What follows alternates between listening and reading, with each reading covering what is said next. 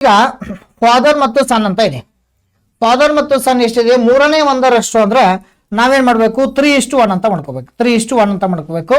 ಆಮೇಲೆ 12 ವರ್ಷಗಳ ನಂತರ 12 years ಲೇಟರ್, 12 ವರ್ಷಗಳ ನಂತರ, ಲೇಟರ್ ಅಂದ್ರ ನಂತರ ಅಂತ ಇಟ್ಕೋಬೇಕು.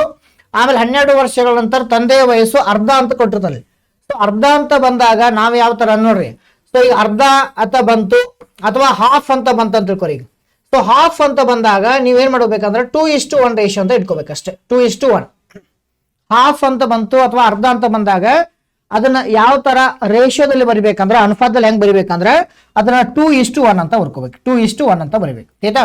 ಇದನ್ನ ಈ ತರ ಒಂದು ಎಕ್ಸ್ ಬೆಲೆ ಯೂಸ್ ಮಾಡ್ಕೊಂಡು ಪ್ರಶ್ನೆ ಬಿಡಿಸಿ ಅಂದ್ರೆ ಈಸಿ ಆಕತಿ. ಯಾವ ತರ ಎಕ್ಸ್ ಬೆಲೆ ಯೂಸ್ ಮಾಡ್ಬೇಕಂದ್ರೆ, ಈಗ ಪ್ರಸ್ತುತ ತಂದೆಯ ವಯಸ್ಸು 3x ಆಗಿರ್ಲಿ, ಪ್ರಸ್ತುತ ಮಗನ ವಯಸ್ಸು x ಆಗಿರ್ಲಿ.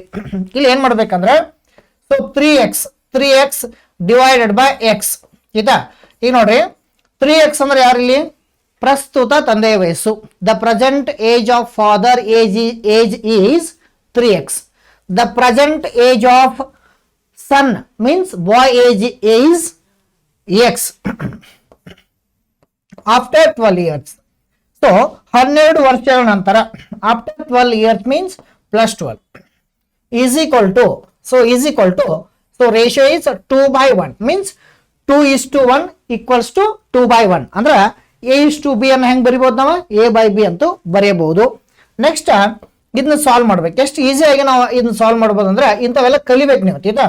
ಇಲ್ಲಿ ನೋಡ್ರಿ, ಈ ಮೇಲಿನ ಸಂಖ್ಯೆ ಇದೆಲ್ಲ, ಈ ಮೇಲಿನ ಸಂಖ್ಯೆಗಳನ್ನ ಈ ಕೆಳಗಿನ ಸಂಖ್ಯೆ ಮಲ್ಟಿಪ್ಲಿಕೇಶನ್ 3x into 1 ಅಂದ್ರೆ ಇದು 3x ಆಗುತ್ತದೆ.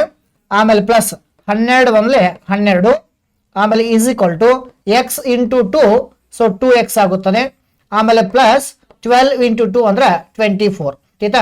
ಈಗ ಮೇಲಿನ ಸಂಖ್ಯೆನ ಕೆಳಗಿನ ಸಂಖ್ಯೆಗೆ ಮಲ್ಟಿಪ್ಲಿಕೇಶನ್ ಮಾಡಬೇಕು, ಕೆಳಗಿನ ಸಂಖ್ಯೆಗಳನ್ನ ಮೇಲಿನ ಸಂಖ್ಯೆ ಮಲ್ಟಿಪ್ಲಿಕೇಶನ್ ಮಾಡ್ಕೋಬೇಕು. ಆಯ್ತಾ? ಆಮೇಲೆ ಇಲ್ಲಿ 3x ಇದೆ, ಇಲ್ಲಿ 2x ಇದೆ. ಈ 2x ಈ ಕಡೆ ಬಂದಾಗ ಏನಾಗುತ್ತದೆ? ಮೈನಸ್ ಆಗುತ್ತದೆ. ಅದರ ಅರ್ಥ ಈ 3x ದಲ್ಲಿ ಮೈನಸ್ 2x ಕಳೆದಾಗ ಈಸ್ ಈಕ್ವಲ್ ಟು, ಆಮೇಲೆ ಇದು ಪ್ಲಸ್ ಇದೆ, ಪ್ಲಸ್ ಇದು ಆ ಕಡೆ ಹೋದ್ರೆ ಮೈನಸ್ ಆಗುತ್ತದೆ. ಅಂದ್ರೆ 24 ಮೈನಸ್ 12 ಅಂದಾಗ ಇಲ್ಲಿ x ಈಸ್ ಈಕ್ವಲ್ ಟು ಎಷ್ಟು ಆಗುತ್ತದೆ ಕೊಡ? 3x ದಲ್ಲಿ 2x ಕಳೆದಾಗ x ಆಗುತ್ತದೆ, 24 ದಲ್ಲಿ 12 ಕಳೆದಾಗ ಸೊ ಇಲ್ಲಿ 12 ಬರುತ್ತದೆ. ಇಲ್ಲಿ 12 ಅಂದ್ರೆ ಯಾರು? x means what? x means a boy. x means a boy ಅಂತ ತಿಳ್ಕೋಬೇಕು.